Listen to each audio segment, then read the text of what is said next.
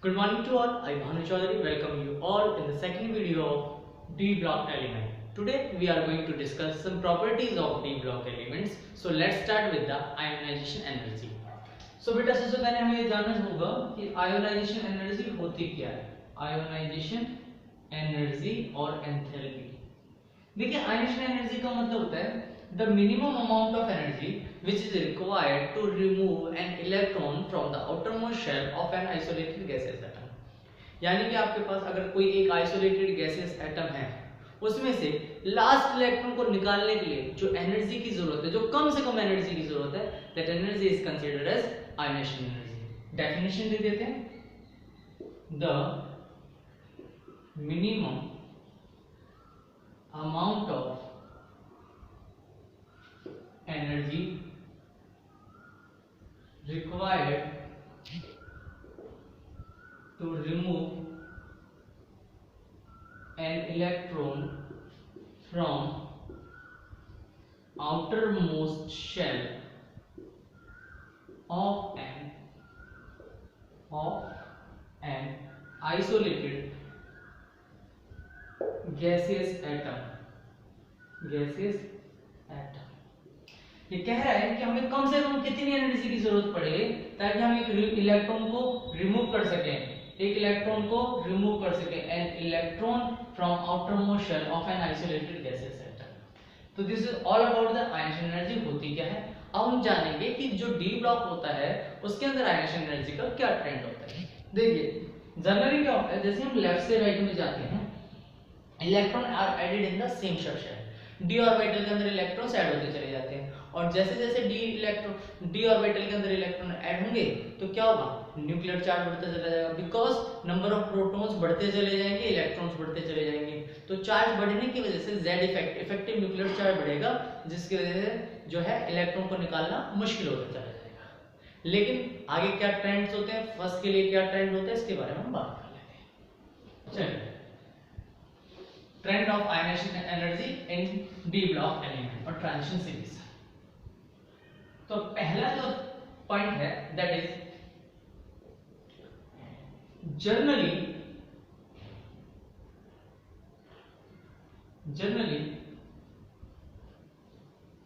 as we move left to right in a transition series,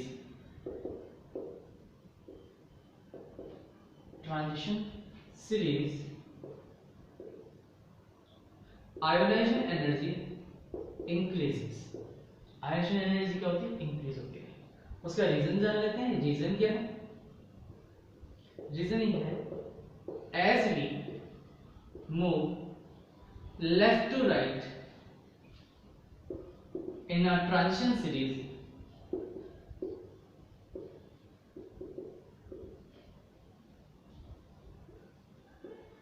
electron are added in the same subshell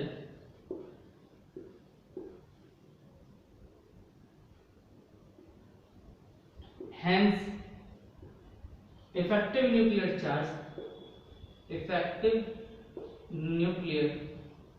charge जिसको हम Z effect भी बोलते हैं, increases.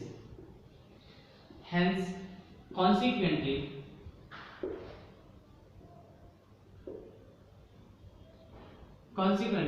ionization energy increases. जैसे हम left से right में जाते हैं, इलेक्ट्रॉन ऐड होते हैं सेम सब शेल के अंदर, जिसकी वजह से Z इफेक्ट बढ़ जाता है और परिणाम स्वरूप आयोनाइजेशन एनर्जी बढ़ जाती है. तो ये जनरल ट्रेंड की बात है. अगर हम फर्स्ट ट्रांजिशन सीरीज, जिसको हम 3D ट्रांजिशन सीरीज की बात कहते हैं, अगर हम 3D ट्रांजिशन सीरीज में लेफ्ट से राइट में जाते हैं तो there is a irregularity. What is the reason behind them, तो उसके बारे में बात कर लेते हैं. तो नेक्स्ट पॉइंट हम जानेंगे फर्स्ट ट्रांजिशन सीरीज के लिए.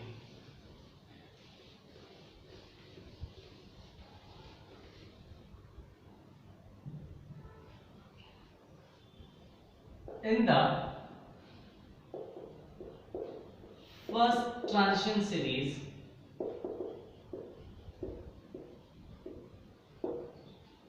ionization energy the trend of ionization energy, the trend of ionization energy does not follow a regular, does not show regularity.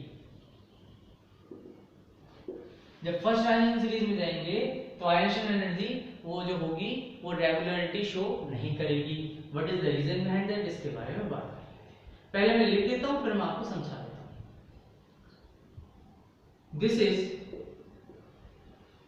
Due to the fact that removal of an electron alters the relative energy of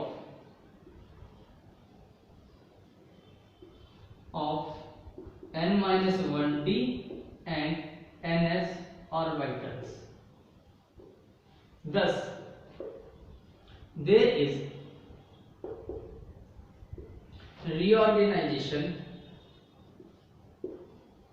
energy accompanying ionization energy. This results into release of exchange energy which increases with increase in number of electron in d orbital or transfer of electron from s orbital to d orbital. देखिए क्या कह रहा है, ये कह रहा है कि जैसे ही this is due to the fact that removal of an electron, जैसे ही एक इलेक्ट्रॉन निकाला जाता है जो एनर्जीज होती हैं ns ऑर्बिटल की n-d ऑर्बिटल की, उनके अंदर कुछ चेंजेस आने लगते हैं, जैसे कुछ चेंजेस आते हैं एक रीऑर्गेनाइजेशन एनर्जी आती है जो कि आयनाइजेशन एनर्जी के साथ जुड़ जाती है.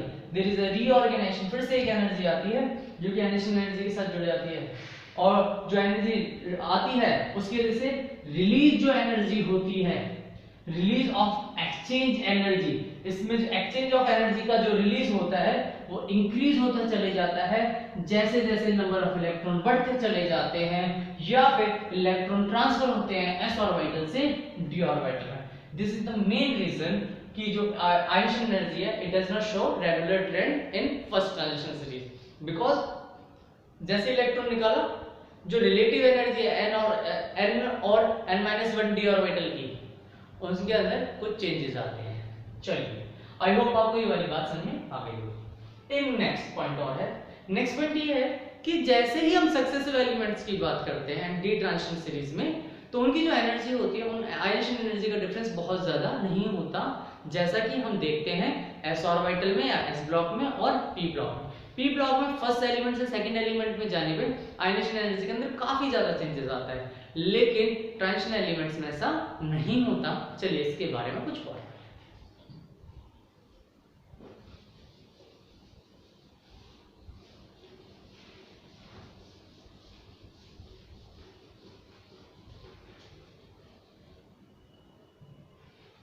देखिए, शुरू करते हैं.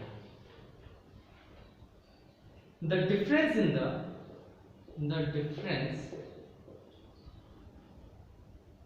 in the ionization energy between two successive elements of d block elements is very less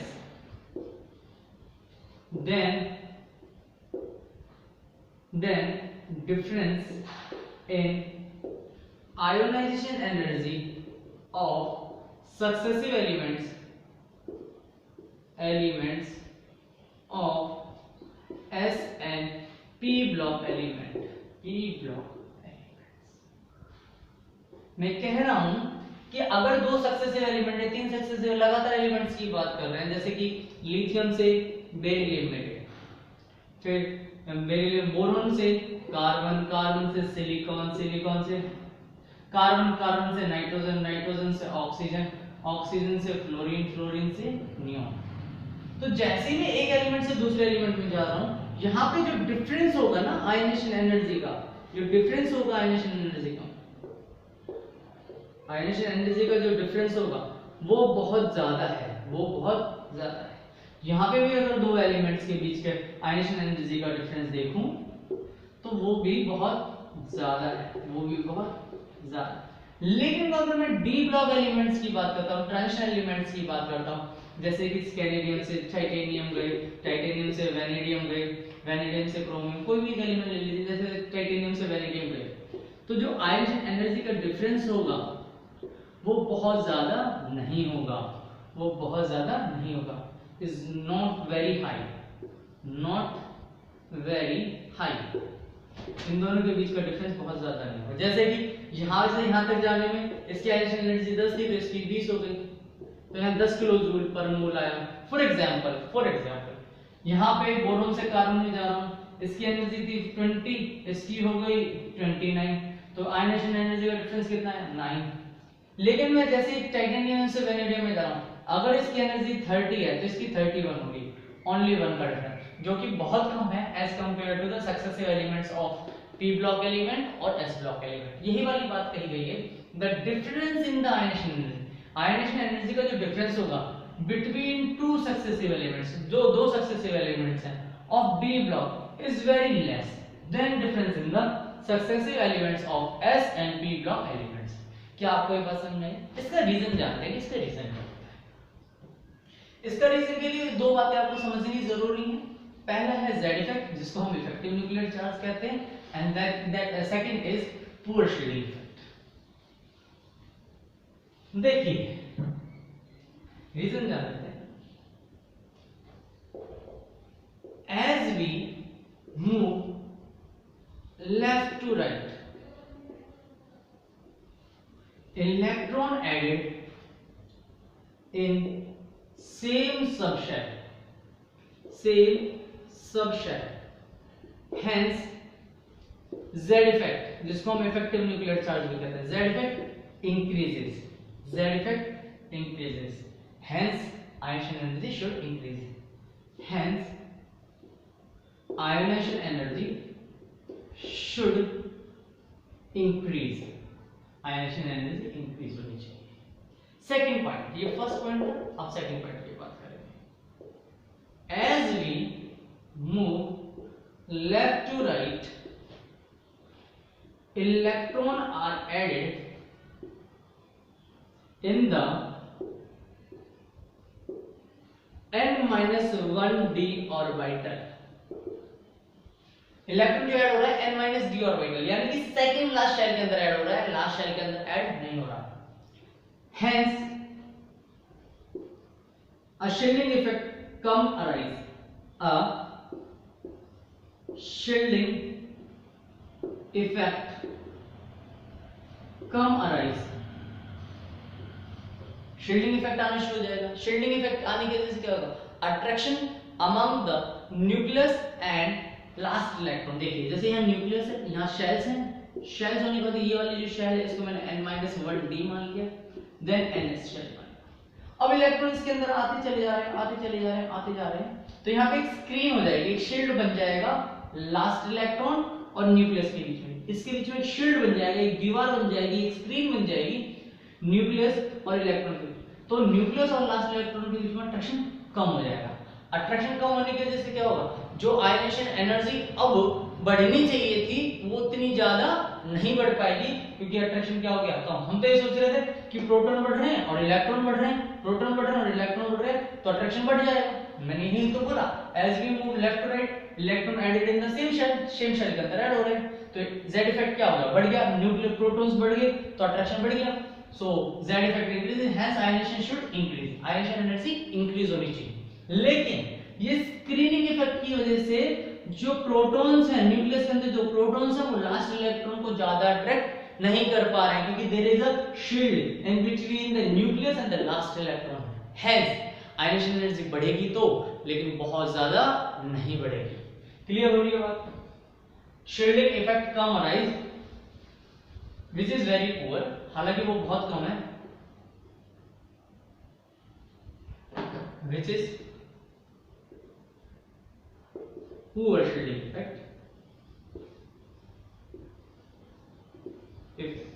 हालांकि वो पुअर शील्डिंग इफेक्ट है, बट इस पुअर शील्डिंग इफेक्ट की वजह से जो आयनेशन एनर्जी है वो उतनी ज्यादा इंक्रीज नहीं हो पाती, और जो दो एलिमेंट्स होते हैं उनके बीच का जो आयनेशन एनर्जी का डिफरेंस होता है वो बहुत कम होता है। तो this is all about the ionization energy.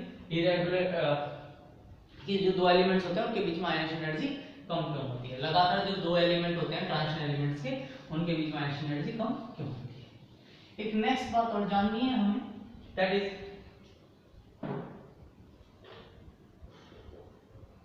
Zinc, cadmium, mercury have very high ionic enthalpy. Zinc, cadmium और मरकरी जो होते हैं उनका आयनिक एनर्जी बहुत ज्यादा होती है। क्या रीजन है उसका? उसका रीजन ये है कि जो जिंक, कैडमियम और मरकरी है they have completely filled d orbital. As they have completely filled orbital they have stable orbitals, stable configuration, hence it is very tough to remove an electron from the outermost shell. That's why they have very high emission energy. लिख देते हैं इस बात को। As zinc, cadmium, mercury have completely filled d orbital, hence it is stable configuration,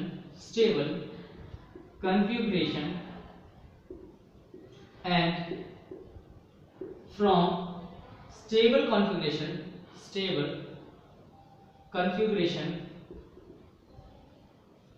removal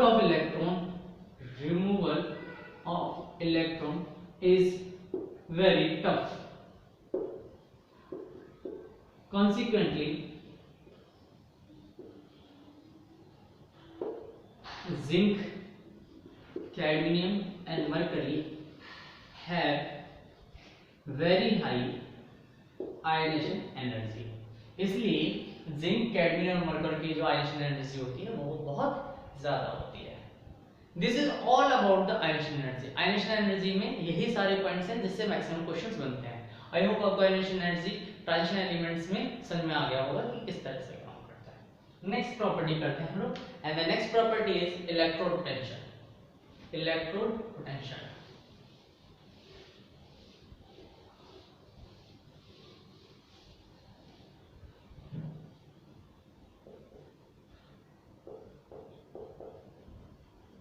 electrode potential. देखिए electrode potential का मतलब क्या होता है? इलेक्ट्रोड पोटेंशियल का मतलब ये है कि जब किसी मेटल को किसी इलेक्ट्रोलाइट के अंदर या एक्वस सॉल्यूशन के अंदर रखा जाए तो टेंडेंसी टू लूज और गेन इलेक्ट्रॉन होने को हम बोलते हैं इलेक्ट्रोड पोटेंशियल। क्या बोलते हैं? Electrode potential. अगर मैं इनऑर्गेनिक में बात करूं, इनऑर्गेनिक में आपको बहुत सिंपल तरीके से समझना हो तो ऐसे कह सकते हैं कि it is the capacity of an element to stable in its oxidation state in aqueous solution और सिंपल सॉल्यूशन। यानी कि ये कैपेसिटी को डिफाइन करता है कि किसी एलिमेंट की कितनी कैपेसिटी है कि वो ऑक्सीडेशन स्टेट में वाटर के अंदर या सॉल्यूशन के अंदर कितना स्टेबल है या कितना स्टेबल नहीं है।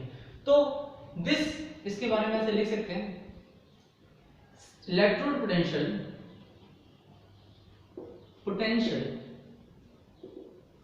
give an idea for the stability of a compound or oxidation state of that compound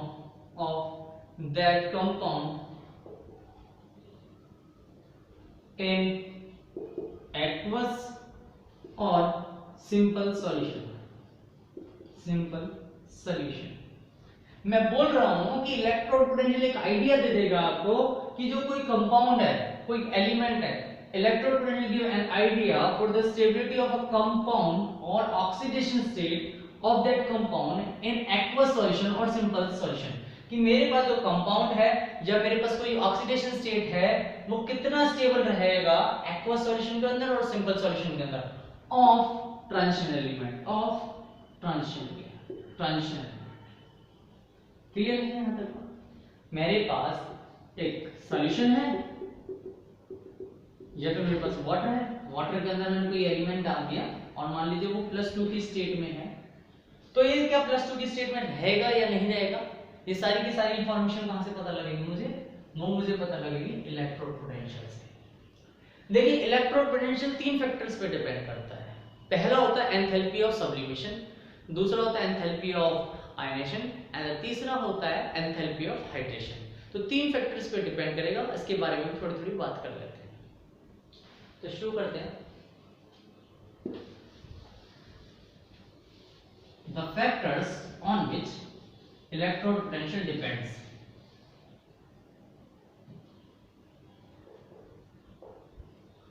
The factors on which standard या फिर electrode potential depend. Electrode potential depends. The factor on which the electrode potential depends. तो अपने पास 3 तरह के factors होते हैं जिन पे depend करता है। पहला होता है एंथैल्पी ऑफ सब्लिमेशन, यानी कि अगर मैं किसी को हीट करूं तो वो कितनी देर में गैस में कन्वर्ट हो जाएगा, जिसको हम डेल सब्लिमेशन ऐसे रिप्रेजेंट करते हैं। सेकंड है एंथैल्पी ऑफ आयनेशन, जिसके बारे में हमने अभी पढ़ा है। एंथैल्पी ऑफ आयोनाइजेशन, जिसको हम डेल आई ऐसे रिप्रेजेंट करते हैं। And the third one enthalpy of hydration, enthalpy of hydration. इन 3 फैक्टर्स पे enthalpy of sublimation, enthalpy of ionisation and enthalpy of hydration, इन 3 एनर्जीज पे हमारे इलेक्ट्रोड पोटेंशियल डिपेंड करता है। आपने थर्मोडायनामिक्स में पढ़ा होगा enthalpy of sublimation, enthalpy of ionisation, enthalpy of hydration 11th class के अंदर। सो इलेक्ट्रोड पोटेंशियल किस बात पे डिपेंड करेगा? Enthalpy of sublimation, enthalpy of ionisation, enthalpy of hydration. देखिए जो इलेक्ट्रोड पोटेंशियल होता है वो 2 तरह का होता है, एक होता है ऑक्सीडेशन पोटेंशियल और एक होता है रिडक्शन पोटेंशियल। जनरली जो हम बात कर रहे होते हैं वो रिडक्शन पोटेंशियल की टर्म्स में बात कर रहे होते हैं। किसकी टर्म्स में? Reduction potential, standard reduction potential. तो चलिए बात करते हैं स्टैंडर्ड रिडक्शन पोटेंशियल की और जानते हैं कि स्टैंडर्ड रिडक्शन पोटेंशियल से मुझे क्या क्या पता लगेगा। चलिए शुरू करते हैं। अपने पास है electrode potential are of 2 type. Actually standard electrode potential के लिए standard electrode potential, standard electrode potential में मोलैरिटी 1 होती है, स्टैंडर्ड कंडीशंस होती है। Standard electrode potential of are of 2 type, are of 2 types. Standard electrode potential कितने type का होता है? 2 टाइप्स का होता है। कौन कौन सा? Standard oxidation potential, standard oxidation potential and the second one is your standard reduction potential. Generally जो हम स्टडी करते हैं स्टैंडर्ड रिडक्शन पोटेंशियल को स्टडी करते हैं। तो स्टैंडर्ड रिडक्शन पोटेंशियल का मतलब क्या है? स्टैंडर्ड रिडक्शन पोटेंशियल में सिर्फ आपको एक छोटी सी बात समझनी है। स्टैंडर्ड रिडक्शन पोटेंशियल की वैल्यू जितनी ज्यादा नेगेटिव आगी उतना ही ज्यादा स्टेबल ऑक्सीडेशन स्टेट होगा। स्टैंडर्ड रिडक्शन पोटेंशियल की वैल्यू स्टैंडर्ड रिडक्शन पोटेंशियल की वैल्यू जितनी ज्यादा नेगेटिव आएगा उतना ही ज्यादा element in its oxidation state stable होगा और कह सकते हैं कि वो बेटर रिड्यूसिंग एजेंट होगा, वो बेटर रिड्यूसिंग एजेंट होगा। तो इसके बारे में बात करते हैं। Higher the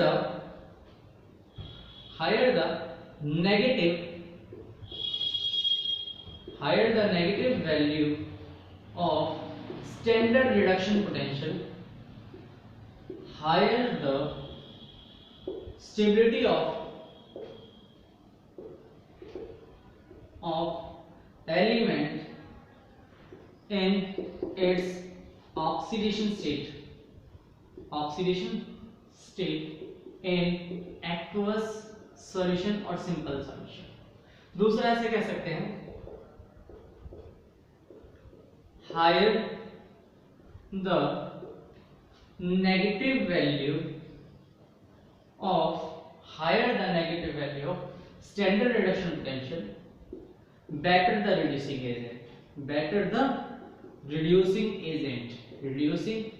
agents।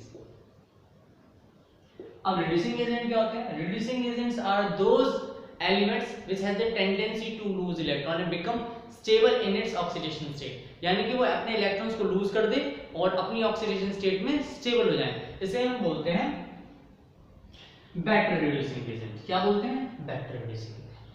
अगर मैं बात करूं ट्रांजिशन एलिमेंट की, all are very good, generally all elements are better good reducing agent, generally all elements are good reducing agent.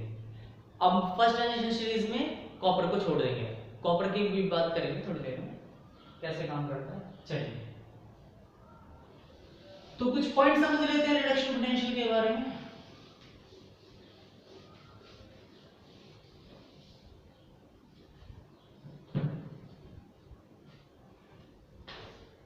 First point, generally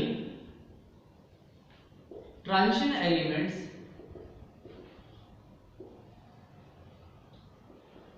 do not show regularity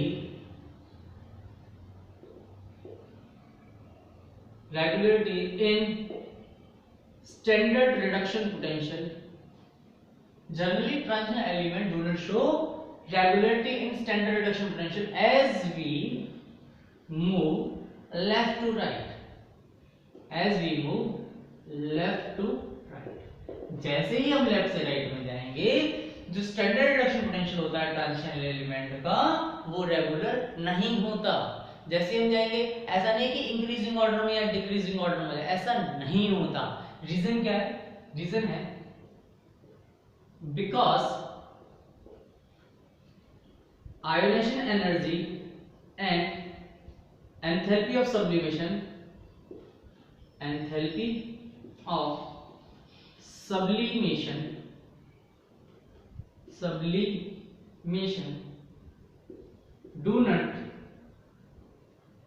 do not show regular behavior, regular trend as we move left to right। देखिए अभी थोड़ी देर पहले हम ionisation energy के बारे में पढ़ के आए कि ionization energy regular behaviour show नहीं करती, और इलेक्ट्रॉन पोटेंशियल किस पर डिपेंड करता है? Ionization energy, enthalpy of sublimation and hydration enthalpy. और आयोनाइजेशन एनर्जी के साथ साथ एंथैल्पी ऑफ सब्लिमेशन दोनों ही रेगुलरिटी शो नहीं करती। That's why generally transition elements क्या होते हैं, वो रेगुलरिटी शो नहीं करते। चलिए यहां तक की बात समझे। दूसरी बात, एक छोटा सा पॉइंटर समझा देता हूं मैं आपको। दूसरा पॉइंट ये है, इन first transition series all the elements show negative standard reduction potential which decreases or become less negative as we move left to right। देखिए all the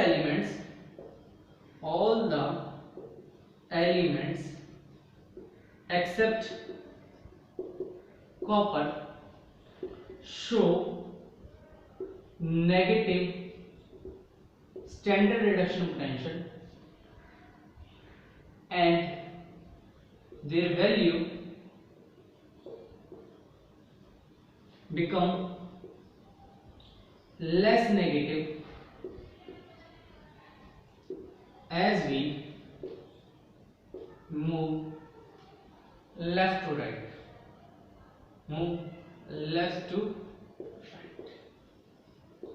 ऐसी बात समझ लीजिए कि जैसे हम लेफ्ट से राइट में जाते हैं, कॉपर के अलावा जितने भी एलिमेंट हैं वो नेगेटिव शो करते हैं। क्या शो करते हैं? Negative standard reduction potential show करते हैं, and their values become less negative as we move left to right. Generally ऐसा होता है, जैसे हम लेफ्ट से राइट में जाएंगे जो स्टैंडर्ड रिडक्शन पोटेंशियल की वैल्यू वो लेस नेगेटिव होती चली जाएगी। रेगुलर ट्रेंड शो नहीं करती, बट ऐसा मान लेते हैं कि कुछ कुछ कमियों को अगर छोड़ दें तो वो लेस नेगेटिव होती चली जाएगी। कॉपर नेगेटिव शो क्यों नहीं करता? इसका रीजन ये है कि जो आयनेशन एंथैल्पी है एंड एंथैल्पी ऑफ सब्लिमेशन है, it does not counter balance the enthalpy of hydration. जो एंथैल्पी ऑफ हाइड्रेशन, जो एनर्जी रिलीज हो रही है हाइड्रेशन में, वो उसको आयनेशन एनर्जी और enthalpy of sublimation counter balance नहीं कर पाते। इस वजह से जो कॉपर होता है it show positive standard reduction potential. चलिए इसको भी मैं लिख देता हूं।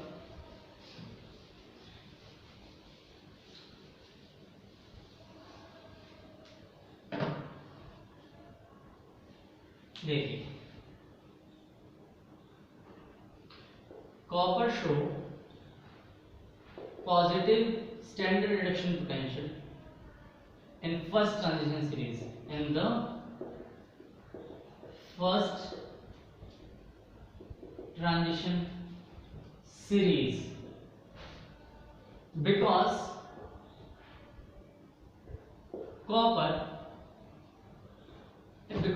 in copper ionization energy and enthalpy of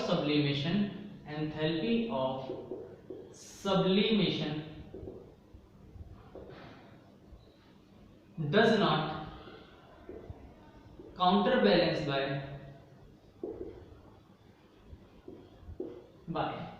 hydration enthalpy।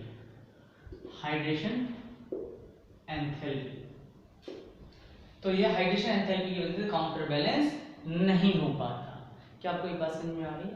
चलिए, दिस इज ऑल अबाउट, कुछ क्वेश्चन भी कर लेते हैं। This is all about the standard reduction potential. इससे ज्यादा नहीं पूछा जाता है, उससे रिलेटेड कुछ क्वेश्चन पूछे जाते हैं कि जैसे कि Cu2+ है, तो Cu2+ रिड्यूसिंग एजेंट होगा या ऑक्सीडाइजिंग एजेंट होगा? तो आप बता सकते हैं मुझे कि ये रिड्यूसिंग एजेंट होगा या ऑक्सीडाइजिंग एजेंट होगा। तो इसको देखें तो मुझे पता लगेगा कि कॉपर का एटॉमिक नंबर क्या है, सॉरी क्रोमियम ले लेते हैं। क्रोमियम Cl2 पॉजिटिव है, स्कैंडियम, टाइटेनियम, वैनेडियम, क्रोमियम का एटॉमिक नंबर हम लिखेंगे आर्गन 80 3d5 4s1। अब इस पे +2 है तो यहाँ +2 लिखा, ये हो गया 0, ये हो गया 4। चलिए, अगर ये 4 हो गया तो हमने शुरुआत में बताया था transition elements are transition. Why d block element are called the transition element? Because they have dd transition। तो according to the crystal field splitting theory, जो हमारे पास d ऑर्बिटल होता है वो डिसोशिएट होता है। ये मेरे पास d ऑर्बिटल है जो कि स्प्लिट होगा T2g और Eg में। जैसे इतना होगा तो मेरे पास 4 इलेक्ट्रॉन है, 1 2 3 4। अगर इसे बोलते हैं T2g और इसे बोलते हैं Eg। जो नीचे वाली एनर्जी से T2g, ऊपर वाली एनर्जी को Eg, ऑक्टाहेड्रल के अकॉर्डिंग। इतनी बात समझ में आने के बाद में आपको ये पता होना चाहिए कि अगर मैं इस इलेक्ट्रॉन को निकाल दूं तो T2g होगा जो हाफ फील्ड हो जाएगा, और हाफ फील्ड जो होता है वो मोस्ट स्टेबल होता है। हाफ फील्ड जो होता है वो बहुत ज्यादा स्टेबल होता है। So it can loose electron, ये अपने इलेक्ट्रॉन लूज कर सकता है। और जिनकी टेंडेंसी होती है लूज करने की, वो क्या होते हैं? रिड्यूसिंग एजेंट होते हैं। क्या होते हैं? Reducing agent. So as it can lose 1 electron and show stable configuration of T2g3, hence they are good reducing agent। इसलिए क्या होंगे? ये अच्छे रिड्यूसिंग एजेंट होंगे। क्या आपको ये बात समझ में आती? चलिए आगे बढ़ते हैं। तो ये क्या हुए? Good reducing agent. जिनकी टेंडेंसी इलेक्ट्रॉन रिलीज करने की उन्हें रिड्यूसिंग एजेंट कहा जाएगा। आपके पास ऐसे बहुत सारे क्वेश्चंस आएंगे जिसमें पूछा जाएगा which one is reducing agent, which one is oxidizing agent. अगर मान लीजिए इसमें प्लस कोई एलिमेंट होता है जिसमें +3 चार्ज है, तो चार्ज बहुत ज्यादा हो गया, चार्ज बहुत ज्यादा हो गया तो इसमें से इलेक्ट्रॉन निकालना मुश्किल है, तो वो इलेक्ट्रॉन गेन करेगा। क्या करेगा? इलेक्ट्रॉन गेन करेगा। और जैसे इलेक्ट्रॉन गेन करेगा तो वो क्या होगा? ऑक्सीडाइजिंग एजेंट होगा। जैसे कि कॉपर का मैंने बता दिया, कॉपर में D4 था। अगर मैं कोई और एलिमेंट ले लेता हूं, फॉर एग्जांपल मैंने ले लिया मैग्नीज। क्या ले लिया? मैग्नीज। मैग्नीज 25। देख लेते हैं क्वेश्चन और। मैग्नीज का एटॉमिक नंबर क्या है? 25। Manganese 25, argon 18, 3d5, 4s2, scandium, titanium, beryllium, chromium, manganese. तो मेरे पास मैग्नीज मैंने +3 कर दिया। क्या किया? +3। जैसे मैंने +3 किया, आर्गन 18, 3d4, 4s0। देखिए जो मेरा पास सी क्रोमियम 2 पॉजिटिव था, उसमें भी आर्गन 18, 3d4, 4s0 था। इलेक्ट्रॉनिक कन्फिगरेशन तो सेम है, तो मैं ऐसा सोच रहा हूँ कि जैसे इसने इलेक्ट्रॉन को रिलीज करके T2G को स्टेबल कर दिया था, वैसे ही हम करेंगे। लेकिन यहाँ पे चार्ज था +2, यहाँ पे चार्ज है +3, और मैंने आपको बताया चार्ज से कम होते हैं तो इलेक्ट्रॉन लूज होते हैं, चार्ज से ज्यादा होते हैं तो गेन होते हैं, और चार में शेयरिंग होती है। तो 4 इलेक्ट्रॉन तो लूज नहीं कर सकते ना, 3 ऑलरेडी लूज कर चुका है, एक और इलेक्ट्रॉन लूज करना इसके लिए मुश्किल होगा। तो क्या होगा? देखिए इसके लिए हम फिर से क्रिस्टल स्प्लिटिंग थ्योरी देखेंगे। ये रहा T2G, ये रहा इजी T2G। अपने पास कितने इलेक्ट्रॉन्स हैं? 4, 1 2 3। एक इलेक्ट्रॉन हम ये लूज नहीं कर सकता बिकॉज इस पे +3 चार्ज है, और चार्ज बहुत ज्यादा होने की वजह से अपने इलेक्ट्रॉन्स को लूज नहीं करना चाहेगा। ये क्या करना चाहेगा? गेन करना चाहेगा। अच्छा, अगर ये लूज नहीं कर सकता, अगर ये गेन कर ले तो देखो T2G भी कंप्लीट और इजी भी कंप्लीट, यानी कि ये क्या हो गया? D5 हो गया। क्या हो गया? D5। 1 2 3 4 इलेक्ट्रॉन थे, एक और इलेक्ट्रॉन आ गया D5। और D5 क्या होता है? हाफ फिल्ड होता है। ड्यू टू हाफ फिल्ड, यहां लिख देते हैं, due to half filled configuration by gaining one electron in its outermost shell,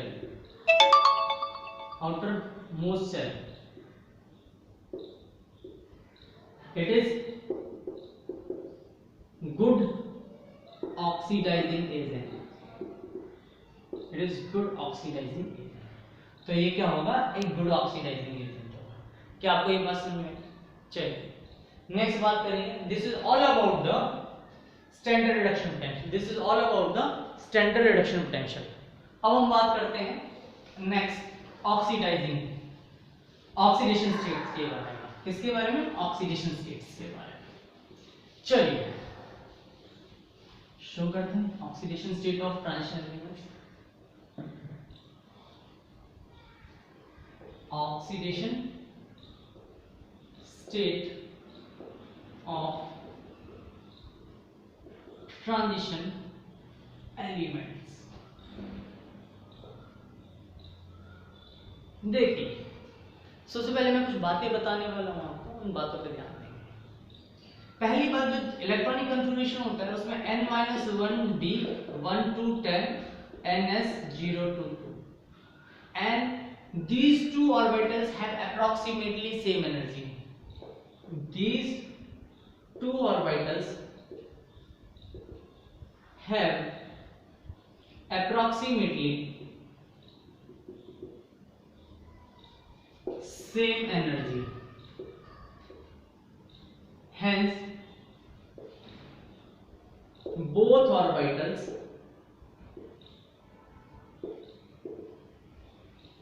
can participate in bond formation. Hence, consequently, d block elements show large number of oxidation state, large number of oxidation state, large number of oxidation state, large number of oxidation state। तो पहली जो आपको basic बात समझनी है वो ये समझनी है, these two orbitals n-1d and ns2 have approximately same energy, इनकी एनर्जी क्या है, सेम। तो इलेक्ट्रॉन मैं पहले यहां से निकालूंगा फिर यहां से निकालूंगा, तो जब यहां से निकालूंगा तो 2 इलेक्ट्रॉन, फिर यहां से 2 3 4 5, बिकॉज डी ऑर्बिटल के अंदर क्या है, lots of electrons are there, partially filled है ना इसलिए। So these two orbitals have approximately same energy and hence both orbital can participate in bond formation. Consequently, d orbital show large number of oxidation states, except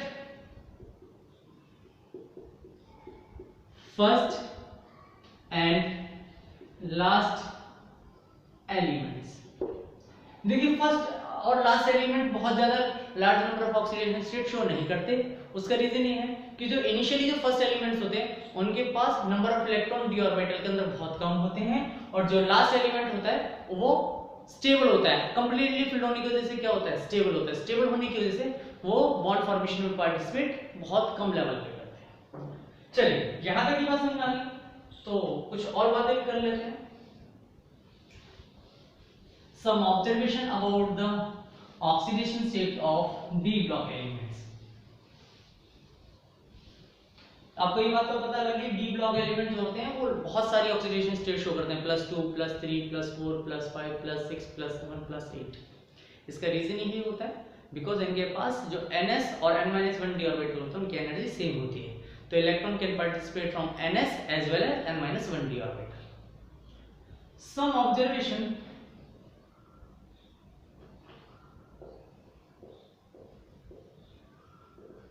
about oxidation state of transition elements, transition elements। कुछ observation की बात कर लेते हैं transition element में। पहली बात यह है, generally in lower oxidation state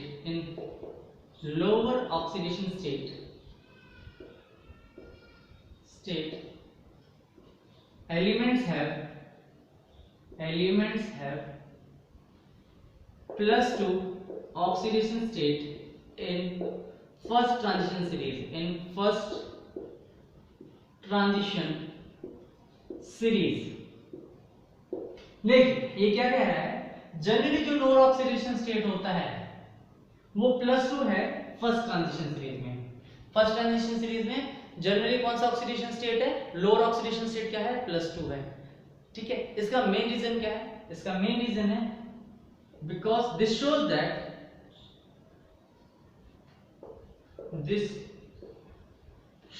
that d orbital are more stable than s orbitals after scandium in 3D transition series। मैं ये बात बोल रहा हूं कि अगर +2 शो कर रहा है, इसका रीजन क्या है, इसका रीजन ये है कि ns ऑर्बिटल्स के इलेक्ट्रॉन पार्टिसिपेट कर रहे हैं। किसके इलेक्ट्रॉन पार्टिसिपेट कर रहे हैं, ns ऑर्बिटल्स के। This shows that d orbital are more stable, d orbital बहुत ज्यादा स्टेबल है after scandium because then s orbital, because जो s ऑर्बिटल है उसके ही इलेक्ट्रॉन पार्टिसिपेट कर रहे हैं बॉन्ड फॉर्मेशन में, बॉन्ड बना रहे हैं +2 के लिए। तो this is the first point. अब आगे की बात कर लेते हैं। Next, the most common oxidation state is +2 and +3। most common oxidation state क्या है, +2 and +3। the most common oxidation state is +2 and +3 in transition elements and show ionic character. देखिए जो +2 और +3 होते हैं वो मोस्ट कॉमन ऑक्सीडेशन स्टेट और वो कैसा कैरेक्टर शो करते हैं, आयनिक कैरेक्टर शो करते हैं। आयनिक कैरेक्टर का मतलब है +2 और +3 इलेक्ट्रॉन लूज कर देते हैं अपने और बॉन्ड फॉर्मेशन करते हैं। 2 इलेक्ट्रॉन या 3 इलेक्ट्रॉन निकालना ट्रांजिशन एलिमेंट्स के लिए बहुत बड़ी बात नहीं है, इसलिए वो 2-3 इलेक्ट्रॉन लूज करके जो बनाते हैं कंपाउंड वो कैसे बनाते हैं, आयनिक कंपाउंड्स बनाते हैं बिकॉज़ आयनिक कैरेक्टर होता है। और जनरली +2 और +3 ही मोस्ट कॉमन ऑक्सीडेशन स्टेट है। आगे की बात करते हैं, higher oxidation state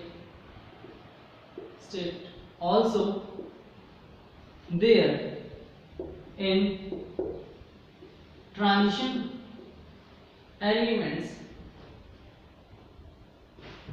by using n-1 d orbital, n-1 d orbitals and compounds are generally in nature, covalent in nature. Next बात ये है कि जो हायर ऑक्सीडेशन स्टेट होता है, हायर ऑक्सीडेशन स्टेट क्या होगा, हायर ऑक्सीडेशन स्टेट होगा +4 +5 +6 +7 +8। जो हायर ऑक्सीडेशन स्टेट होता है वो किसकी वजह से शो होता है, बाय यूजिंग n-d ऑर्बिटल। जब तक हम n-1 d ऑर्बिटल का यूज नहीं करेंगे transition elements higher oxidation state +4 +5 +6 +7 नहीं शो कर सकते। So orbitals and compounds are generally covalent in nature, और जो कंपाउंड्स होते हैं वो कैसे होते हैं, कोवेलेंट इन नेचर होते हैं, यानी कि वो अपने इलेक्ट्रॉन को लूज नहीं करते, वो अपने इलेक्ट्रॉन्स को शेयर करते हैं। क्या करते हैं, शेयर करते हैं। चलिए हायर ऑक्सीडेशन स्टेट से रिलेटेड और बातें करते हैं।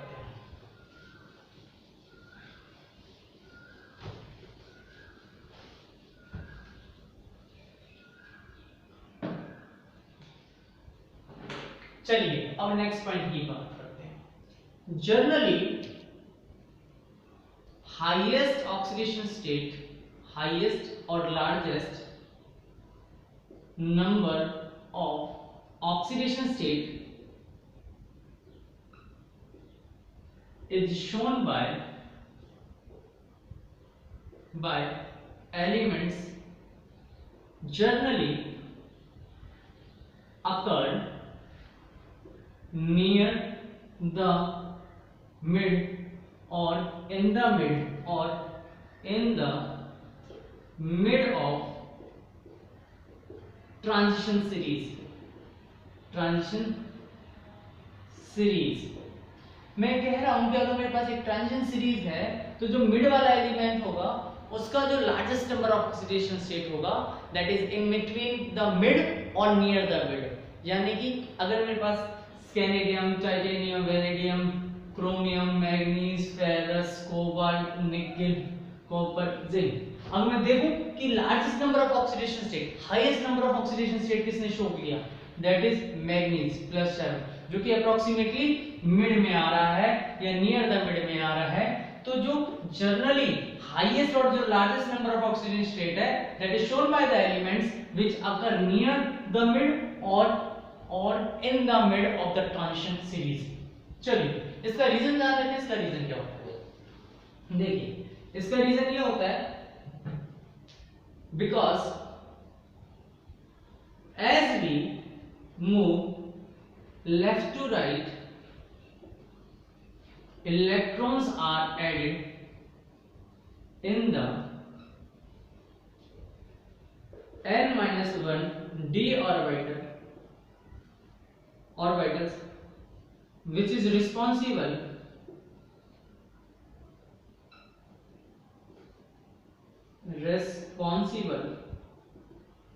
for oxidation state,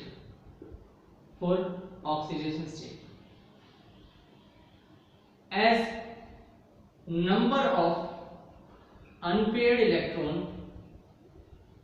electron increases till the mid or the element present in the mid present in the mid or near the mid have highest number of unpaired electron, highest number of unpaired electrons, highest number of unpaired electrons show largest number of oxidation state. तो जो element होगा वो largest number of oxidation state show करेगा। जैसे कि मैं scanning यहाँ पे बात कर लेते हैं, मेरे पास d ऑर्बिटल है और ये मेरा s ऑर्बिटल। s ऑर्बिटल में तो जनरली 2 इलेक्ट्रॉन्स हैं। अगर मैं स्कैनिंग की बात करूं तो एक अनपेयर्ड इलेक्ट्रॉन 2 + 3 ऑक्सीडेशन स्टेट हो जाएगा, फिर 4 होगा, फिर 5 होगा, फिर 6 होगा, फिर 7। तो मिड तक जाते जाते मैग्नीज तक जब जाएंगे तो 2 इलेक्ट्रॉन्स के और d ऑर्बिटल से 5 electrons get participate in the bond formation and show highest number of oxidation state, largest number of oxidation state. After manganese electrons get paired, electrons paired होने शुरू हो जाएंगे और unpaired electrons जो होंगे वो bond formation में participate करेंगे and their oxidation state decreases. Hence in the mid or near the mid elements have largest number of unpaired electron which participate in the bond formation and show largest number or highest number of oxidation state. I hope आपको ये बात समझ में आ गई होगी। अब एक और बात कर लेते हैं। अगर मैं ग्रुप्स की बात करूं, अभी मैंने सीरीज की बात करी है, अगर मैं ग्रुप की बात करूं तो जो large number of oxidation state है ना, that is shown by the heavier element is more stable. मैं जो कह रहा हूं उस बात को समझते हैं। As we move down the group in transition elements,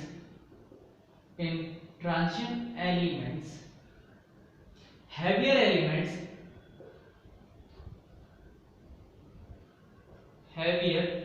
elements show oxidation state is much more stable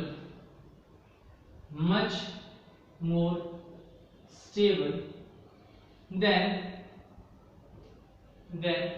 lighter elements. For example, अगर मैं बात करूं क्रोमियम, मोलिब्डेनम एंड टंगस्टन, अगर इसका क्रोमियम की +6 ऑक्सीडेशन स्टेट, मोलिब्डेनम की +6 ऑक्सीडेशन स्टेट एंड टंगस्टन की +6 oxidation state. अब chromium, molybdenum and tungsten is heaviest element in the series. If it is heaviest element in the series, that means the tungsten showing +6 oxidation state is the most stable in the group. Tungsten show +6 oxidation state is most stable in the group because it is heavier. तो ये बात भी आपको ध्यान रखनी है। जैसे जैसे नीचे की तरफ चलते चले जाएंगे एलिमेंट हैवी होते चले जाएंगे और उनका ऑक्सीडेशन स्टेट ज्यादा स्टेबल होते चला जाएगा। चलिए कुछ और बातें भी कर लेते हैं। जो कुछ और बातें हैं उसमें नेक्स्ट बात है, ऐसा नहीं है कि ट्रांजिशन एलिमेंट जो होते हैं वो large number of oxidation state he show करते हैं, +3 +4 +5। ये जो कॉम्प्लेक्स के साथ आते हैं तो ये +1 इवन 0 ऑक्सीडेशन स्टेट भी शो करते हैं विद द कार्बोनाइल कंपाउंड्स। मैं बात लिख रहा हूं, ट्रांजिशन एलिमेंट्स आल्सो शो +1 और 0 oxidation state with some compounds or in complex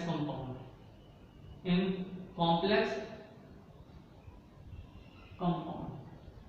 For example, transition elements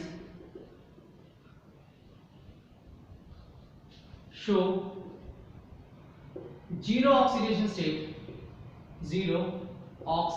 state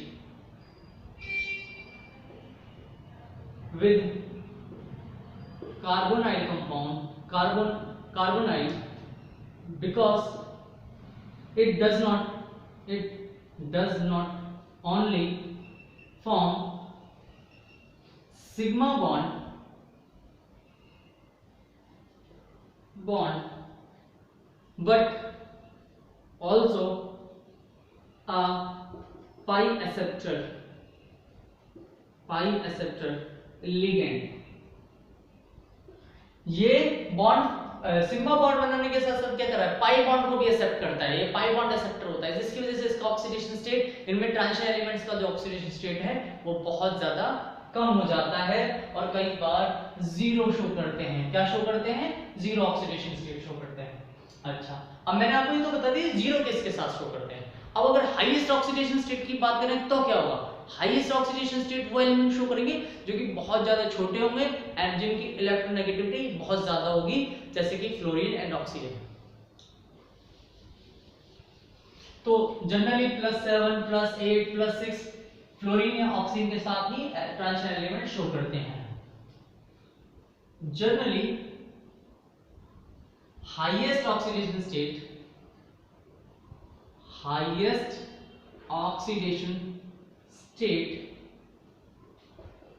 +6 +7 or +8 shown by the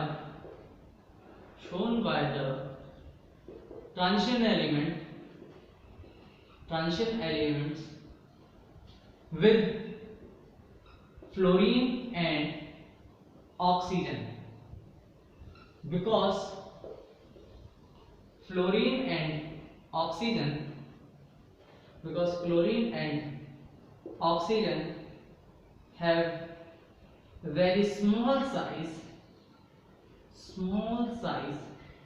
and very high electronegativity,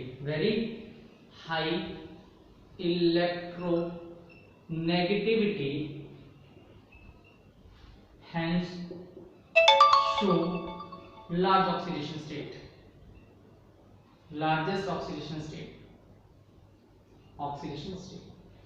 I hope आपको ये वाली बात भी समझ में आ गई होगी. चलिए आगे बढ़ते हैं. This is all about the oxidation state of transition element. Catalytic properties. Catalytic properties होती क्या है?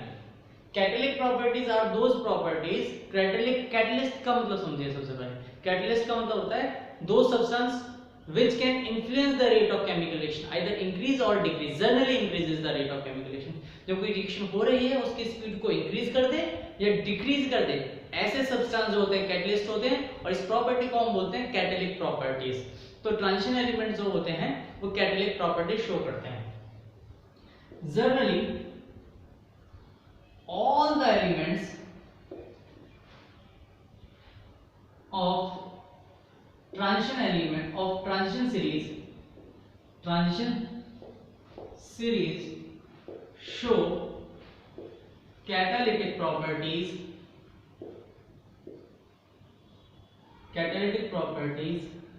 because, देखिए कैटालिटिक प्रॉपर्टीज होने के तीन रीजन है. पहला है large surface area. Large surface area होने से क्या होगा? लार्ज सरफेस एरिया होने की वजह से उनको एक पाथ मिलेगा, जिस पाथ पे एलिमेंट डिपॉजिट होंगे. डिपॉजिट होने के बाद में रिएक्शन होगी और रिएक्शन की स्पीड बढ़ जाएगी. अदरवाइज जो पार्टिकल्स है वो मूव करते रहेंगे कंटिन्यूअसली और उनकी कोलिजन स्पीड जो होगी, उनका कोलिजन रेट जो होगा कम होगा. जब सरफेस एरिया बढ़ जाता है तो पार्टिकल डिपॉजिट हो जाते हैं, उन पे दूसरे रिएजेंट आके सबस्ट्रेट आके अटैक करते हैं और रिएक्शन का फॉर्मेशन कर लेते हैं. सो मैं ऐसे लिख सकता हूं, due to large surface area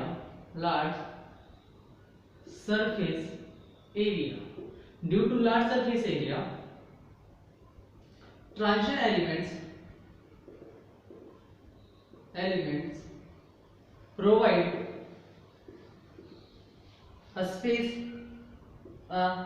space where the reaction can takes place, reaction can takes place with higher speed, जहां पे रिएक्शन हो सकती है बहुत तेजी से। लार्ज सरफेस एरिया होगा तो स्पेस ज्यादा होगा, स्पेस ज्यादा होगा तो वहां पे रिएक्शन भी ज्यादा हो सकती है। तो फर्स्ट पॉइंट ये है कि जो मेरे पास ट्रांजिशन एलिमेंट्स होते हैं, ट्रांजिशन सीरीज जो होती है उनके पास लार्ज सरफेस एरिया होता है, जिसकी वजह से रेट ऑफ रिएक्शन बढ़ जाता है, जो कि कैटालिटिक प्रॉपर्टीज को शो करता है।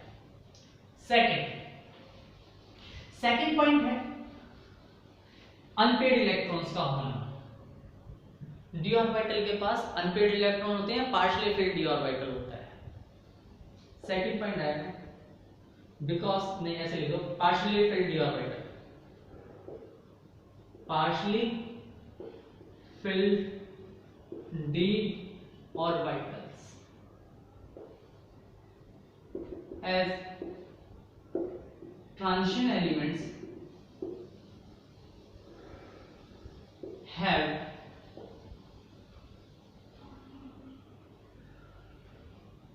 partially filled d orbital, as transition elements have partially filled d orbital, they can show dd transition in which they have the capacity, or they मतलब transition elements, they have the capacity to absorb the energy from visible range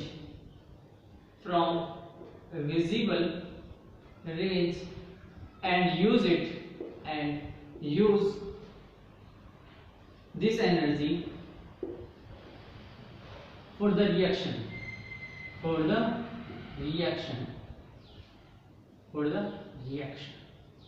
अब ये क्या करते हैं, DD transition में जब होते हैं, डीडी ट्रांजिशन होता है तो ये विजिबल रेंज से एनर्जी को एब्जॉर्ब करते हैं। जैसे ही एनर्जी को एब्जॉर्ब करेंगे, जो होगा ये एनर्जी जो है ट्रांजिशन एलिमेंट ने एनर्जी एब्जॉर्ब करी है, ये एनर्जी काम आएगी रिएक्शन को आगे बढ़ाने में, तेजी से आगे बढ़ाने में, एक्टिवेशन एनर्जी में। So from visible range and use this energy for the reaction which is considered as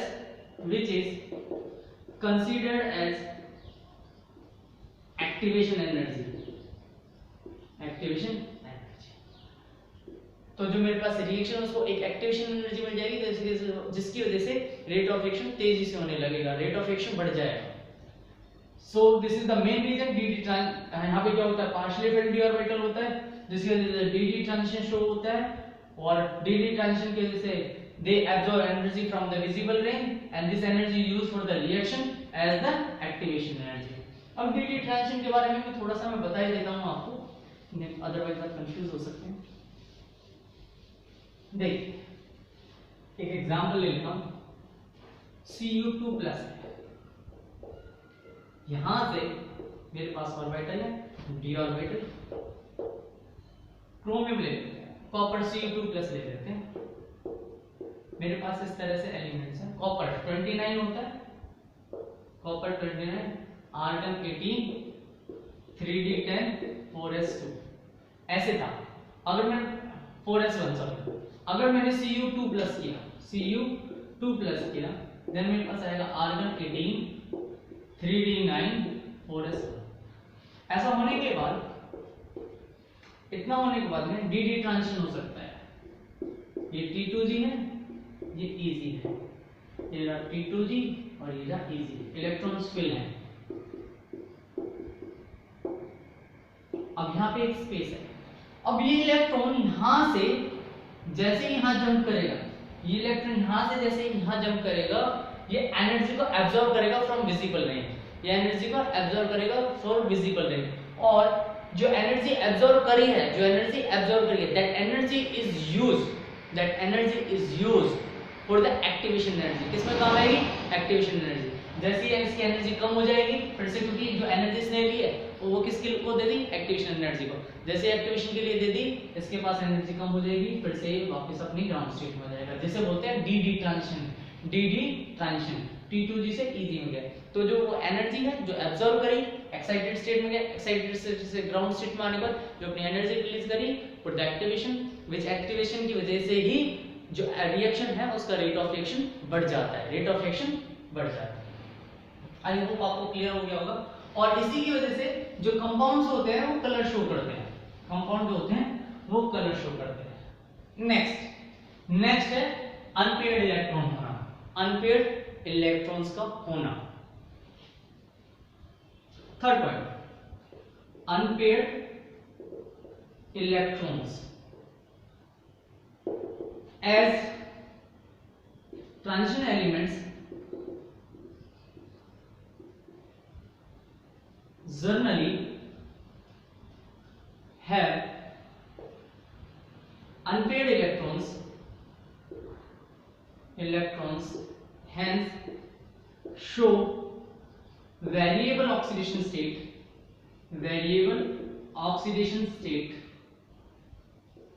and form an intermediate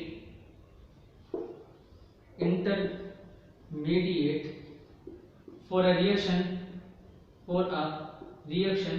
to takes place with higher speed,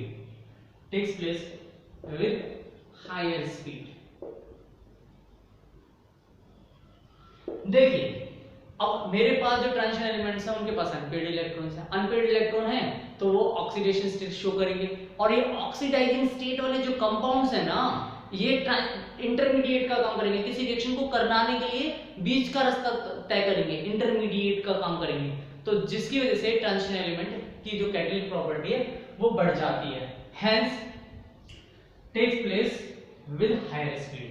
this is all about the catalytic property. ये सारी की सारी बात थी catalytic property. अब बात करते हैं जो मेरे पास ट्रांजिशन एलिमेंट्स होते हैं, दे आल्सो शो कलर, तो कलर शो क्यों करते हैं इसके बारे में बात करते हैं।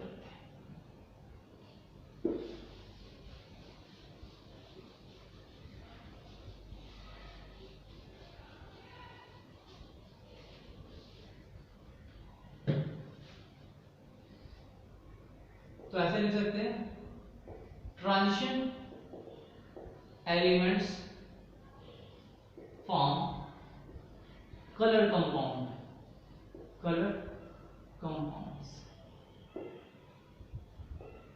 देखिए इसके लिए अगर सीधी बात की जाए तो इसके दो रीजन है। पहला है, पहले एक लाइन लिख देता हूं, generally all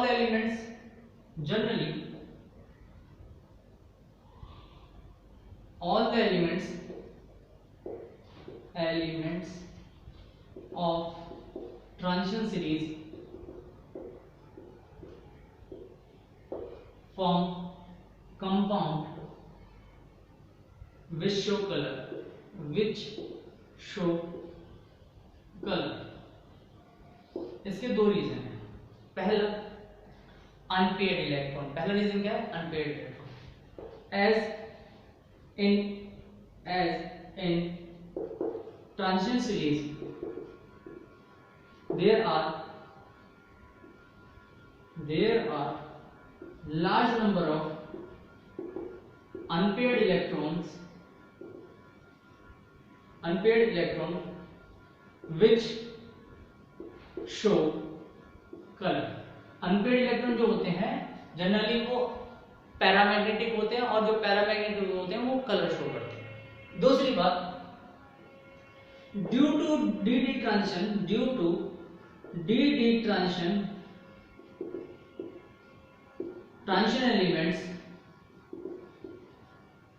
elements absorb energy due to DD transition element absorb energy from visible range to form compound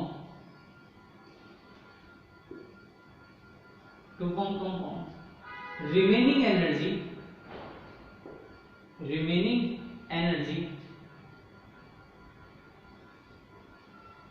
released in the form of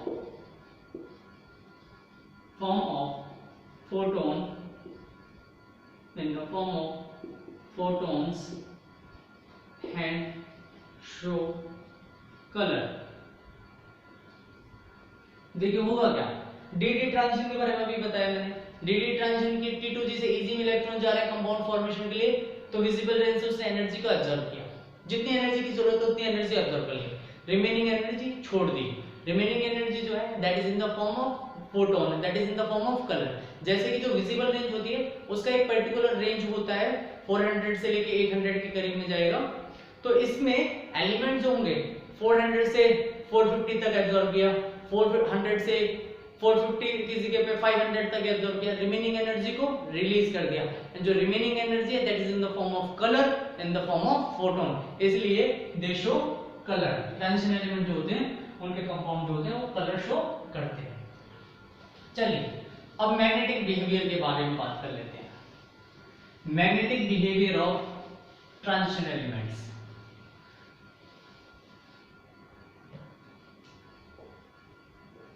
Magnetic behavior of transition elements. देखिए या तो जनरल एलिमेंट्स मैग्नेटिक होते हैं या paramagnetic होते हैं। Magnetic behaviour की बात करूं तो एलिमेंट्स जनरली पैरामैग्नेटिक, डायमैग्नेटिक, ठीक है, फेरोमैग्नेटिक होते हैं। हम सिर्फ पैरामैग्नेटिक और डायमैग्नेटिक की बात करेंगे।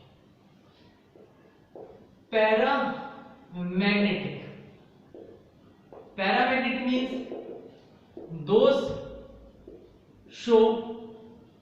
those elements which show attraction towards magnetic field. जो एलिमेंट्स अट्रैक्शन शो करते हैं मैग्नेटिक फील्ड के लिए are called paramagnetic,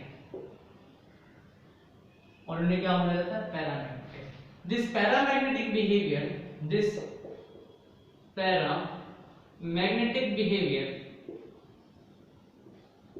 is due to unpaired electrons। ये पैरामैग्नेटिक बिहेवियर किसकी वजह से होता है, अनपेयर्ड इलेक्ट्रॉन की वजह से। As transition elements generally have unpaired electrons, hence show paramagnetic behavior।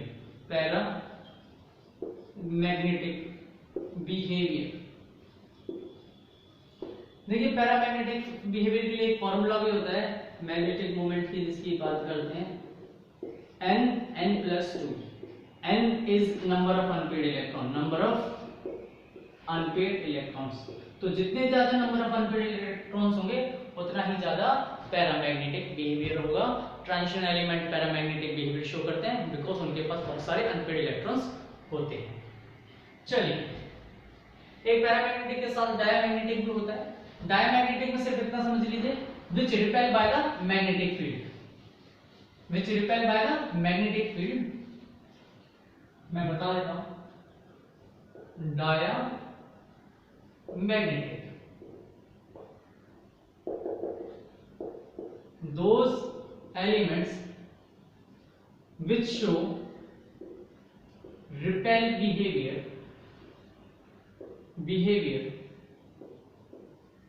with magnetic field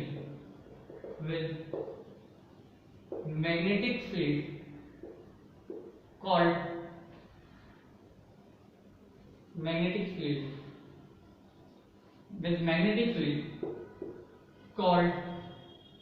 diamagnetic।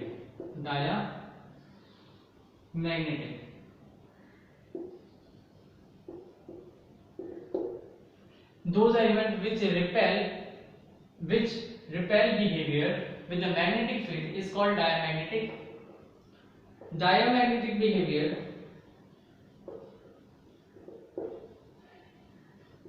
is due to presence of paired electron. Presence of paired electrons. Paired electrons. Generally, transition elements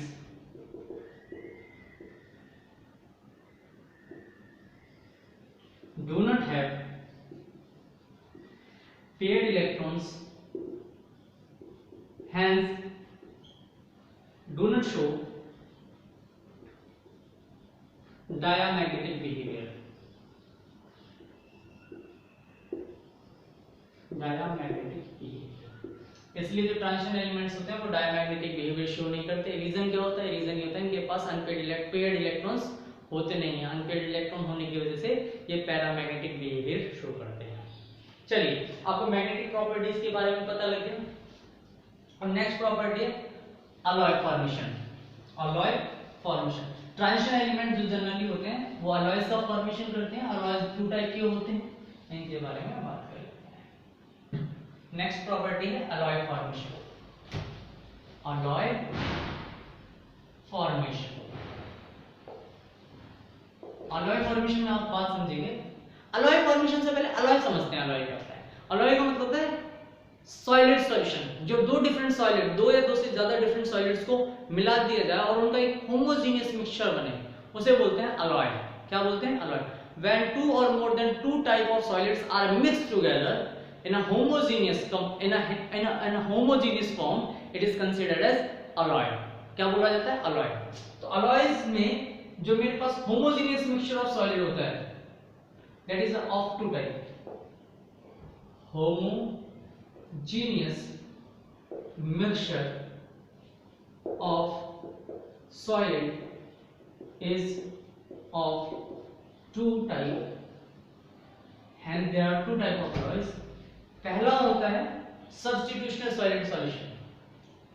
पहला होता है substitutional solid solution, and the next one is interstitial solid solution। interstitial solid solution। Transition element जो होते हैं interstitial solid solutions बनाते हैं, alloys बनाते हैं जनरल। देखिए सब्स्टिट्यूशनल सॉलिड सॉल्यूशन क्या होता है। आपके पास एक सॉलिड रखा हुआ है, सॉलिड में कांस्टेंट पार्टिकल्स हैं कुछ, मान लेते हैं ये ए टाइप के एटम्स हैं, ए टाइप के एटम्स हैं। जब ए टाइप के एटम्स के बीच में जो वैकेंट वॉइड है, ए टाइप के एटम्स है मेरे पास, अब ए एटम्स के बीच में अगर आप ध्यान से देखो तो ये जो ये वैकेंट वॉइड बच रहा है, इसे वॉइड बोलते हैं, खाली जगह को। जो वैकेंट वॉइड बच रहा है, इस वैकेंट वॉइड में कोई एलिमेंट, कोई दूसरा एटम, सॉलिड एटम आ जाए, कोई दूसरा सॉलिड एटम आ जाए, कोई दूसरा सॉलिड एटम आ जाए, like carbon, hydrogen, oxygen, nitrogen, boron, etc, then it is considered as substitutional solid solution। मैं बोल रहा हूं when there is a different type of solid atoms are present in the void of crystalline solid solution, crystalline solid। अगर मेरे पास एक crystalline solid है और उसके अंदर जो void present है, उसके अंदर कोई different elements आ जाए like carbon, hydrogen, nitrogen, oxygen, then a solution is formed, it is called substitutional solid solution। तो उसे क्या बोला जाएगा? substitutional solid solution। एटम्स हैं, स्फेरिकल है, उनके बीच में कुछ गैप है, उस गैप में कोई और एलिमेंट आ गए like carbon, hydrogen, nitrogen, boron, etc, तो इसे क्या बोलेंगे? substitutional interstitial solid solution, sorry, इसे बोलेंगे interstitial solid solution। I am so sorry, इन्हें बोलेंगे interstitial solid solution। Interstitial solid solution, इन्हें क्या बोलेंगे? Interstitial solid solution. मैंने आपको पहले इंटरस्टिशियल सॉलिड सॉल्यूशन बता दिया। सो जब इंटरस्टिशियल साइड्स पे वॉइड्स पे कोई और एटम आके आ जाता है, कोई छोटा सा एटम आ जाता है और स्पेस को कवर कर लेता है और एक होमोजेनियस मिक्सचर बनाता है, इसे बोलते हैं इंटरस्टिशियल सॉलिड सॉल्यूशन। क्या बोलते हैं? Interstitial solid solution. नेक्स्ट हम बात करेंगे सब्स्टिट्यूशनल सॉलिड सॉल्यूशन की। Substitutional solid solution.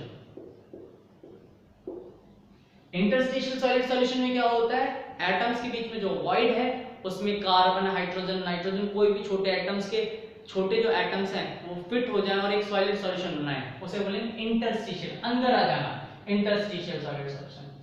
Substitutional solid solution में क्या होता है कि मेरे पास एक ट्रांजिशन एलिमेंट है जी, मान लीजिए मेरे पास ये सारे एलिमेंट्स कॉपर है सारे के सारे,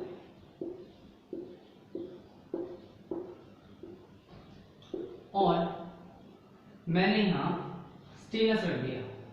दूसरा जो मेरे पास एलिमेंट है दैट इज स्टेनस।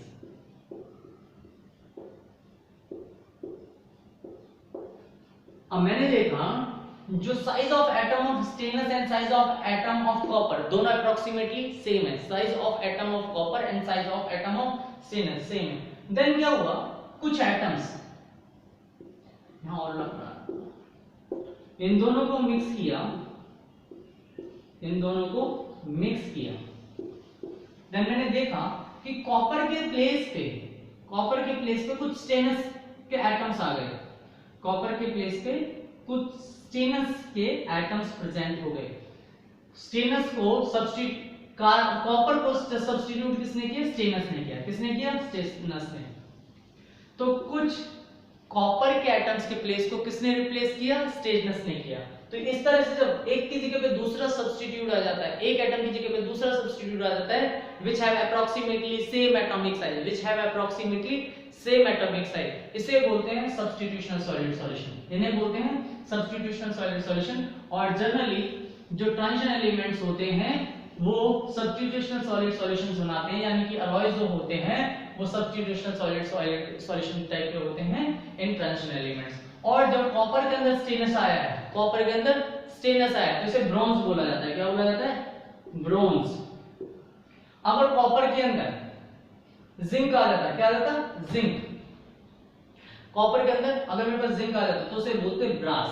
क्या बोलते? ब्रास।